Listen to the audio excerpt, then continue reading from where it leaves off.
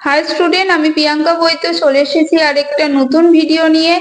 আজকে যেটা নিয়ে আলোচনা করব সেটা হচ্ছে ক্লাস 9 যে 3 নম্বর চ্যাপ্টারটা রয়েছে সেখান থেকে সাতটা পাবলিকেশন থেকে আমরা কোশ্চেন অ্যান্সার নিয়ে আলোচনা করব। অবশ্যই পুরো ভিডিওটা দেখতে থাকো, আর যারা ক্লাসগুলো করোনি তারা কিন্তু অবশ্যই ক্লাসগুলো আগে করে নেবে এবং সেখান থেকে তোমরা কিন্তু অনেক প্রশ্ন উত্তরের ক্লাসও পেয়ে যাবে। সেখানে ডেসক্রিপশনে আমি লিংক দিয়ে দিচ্ছি, সেখান থেকে তোমরা কিন্তু অবশ্যই ক্লাসগুলো করে নেবে।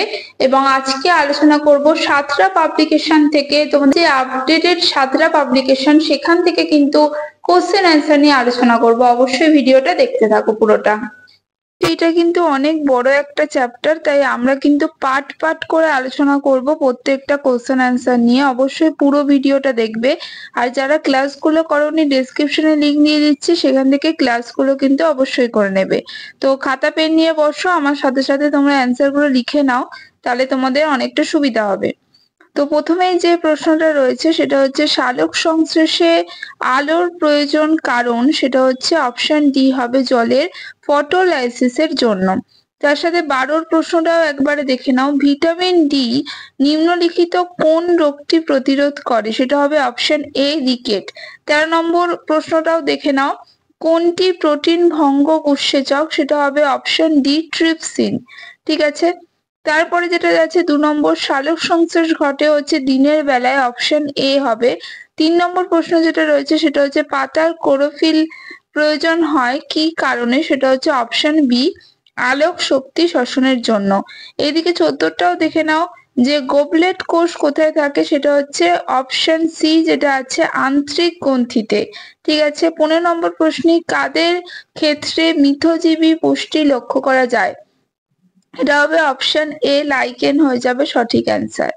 তারপরে যেটা রয়েছে দেখো 4 নম্বর প্রশ্ন, যেটা সালোক সংশ্লেষে কোন গ্যাস ব্যবহৃত হয় বলেছে, তাহলে carbon die oxide, option C হয়ে যাবে সঠিক অ্যান্সার। 5 নম্বর প্রশ্ন যেটা রয়েছে জল পরিবহন কার মাধ্যমে ঘটে, সেটা হবে অপশন এ জাইলেম হবে। ঠিক আছে। আর এইদিকে তোমাদের 16 নম্বর প্রশ্ন আছে কোন রঞ্জকের উপস্থিতিতে রক্ত লাল হয়, সেটা অপশন সি হিমোগ্লোবিন হবে। 17 নম্বর প্রশ্ন অস্থি সন্ধিতে থাকে, অপশন ডি সাইনোভিয়াল তরল। ঠিক আছে। এবার দেখো 6 নম্বর প্রশ্ন যেটা রয়েছে বাষ্পমোচন নিয়ন্ত্রণ করে, অপশন সি অ্যাবসিসিক অ্যাসিড হয়ে যাবে সঠিক অ্যান্সার। 7 নম্বর প্রশ্ন বাহক প্রোটিন পাম্পের প্রয়োজন হয়, অপশন সি সক্রিয় পরিবহনে। আচ্ছা। তারপরে যেটা আছে 18টা হচ্ছে অক্সিজেন কার্বন ডাই অক্সাইড পরিবহন করা কোন রক্ত কোষের কাজ, সেটা হচ্ছে লোহিত রক্তকণিকা, অপশন এ। 19 নম্বর প্রশ্ন হচ্ছে কোন বিভাগের রক্ত সার্বিক দাতা বলেছে, অবশ্যই হচ্ছে ও বিভাগের রক্ত। আর গ্রহিতা যদি বলতো তাহলে হবে এ বি। ঠিক আছে। 8 নম্বর প্রশ্ন যেটা আছে বিষমপৃষ্ঠ পাতার পত্রঅন্ধ্র থাকে, সেটা অপশন বি নিম্ন তলে হয়ে যাবে। আর 9 নম্বর প্রশ্ন ট্রাকিয়া কোন প্রাণীর শ্বাসঅঙ্গ, সেটা হবে অপশন সি হয়ে যাবে ফড়িং। ঠিক আছে। আর এইদিকে তোমাদের হচ্ছে 20 নম্বর প্রশ্ন যেটা রয়েছে শর্করা ফ্যাটের বিভাগের ফলে কোনটি উৎপন্ন হয়, সেটা হবে option C carbon die oxide. আচ্ছা। 21 নম্বর প্রশ্ন হচ্ছে নিম্নলিখিত কোনটি উদ্ভিদের নাইট্রোজেন যুক্ত রেচন পদার্থ, সেটা হবে অপশন এ নিকোটিন। ঠিক আছে। তারপরে যেটা আছে ধূমপান 10 নম্বর প্রশ্ন যেটা ধূমপান থেকে কোন রোগ হয়, সেটা হচ্ছে অপশন এ লাংস ক্যান্সার। ঠিক আছে। 11 নম্বর প্রশ্নটা দেখে নাও ইথাইল অ্যালকোহল সৃষ্টি হয় কোন প্রক্রিয়ায়, অপশন ডি কোহল সন্ধান প্রক্রিয়ায়। 22 নম্বর প্রশ্ন এদিকে নিচের কোনটি কেঁচোর রেচন অঙ্গ, সেটা হবে নেফ্রিডিয়া। তারপর 23 নম্বর প্রশ্ন কোন প্রাণীর দেহে ফ্লেম কোষ দেখা যায়, সেটা হবে অপশন বি ফিতা কৃমি। ঠিক আছে। তারপরে দেখো অতি সংক্ষিপ্ত উত্তর ভিত্তিক প্রশ্ন আমরা পার্ট পার্ট করে করব। তা আজকে কিছুটা করব, আবার পার্ট 2 তে কিছুটা করব, আবার পার্ট 3 তে কিছুটা করব, কারণ অনেক বড় চ্যাপ্টার, একদিনে কিন্তু পুরোটা করানো সম্ভব নয়। অবশ্যই পার্টগুলো তোমরা দেখতে থাকো, আর ক্লাসগুলো কিন্তু ডেসক্রিপশনে লিংক দেওয়া আছে, সেখান থেকে করে নিও।